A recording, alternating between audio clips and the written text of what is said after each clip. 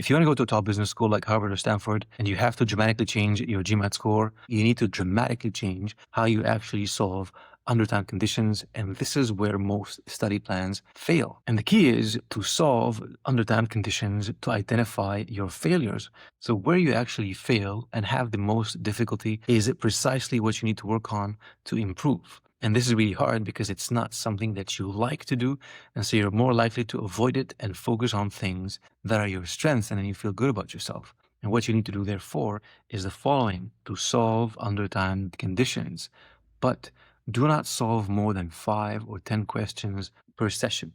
Because if you solve so many questions, you will not remember why you made a certain decision, and your failure analysis is not going to be as thorough. So solve 5 questions per session under time conditions, 2 minutes per question.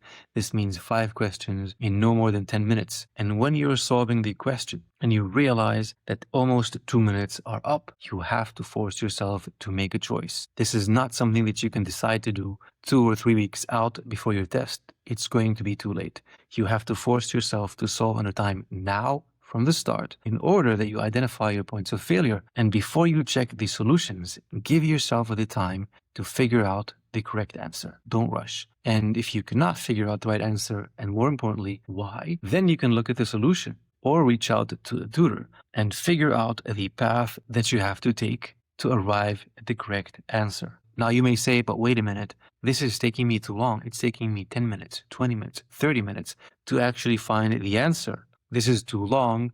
I need a shortcut. And what I will tell you is there are no shortcuts. The actual shortcut is learning how to actually do the work of 20 minutes in, on average, 2 minutes per question. And the way you do that is incrementally.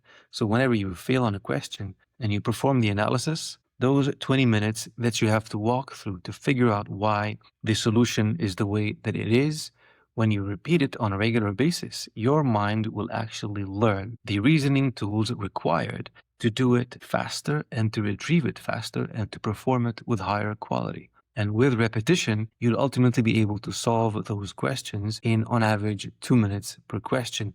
But the key is to solve under time, to fail, to identify where it is that you actually have to improve your reasoning. And with repetition, how you think under time conditions is going to evolve.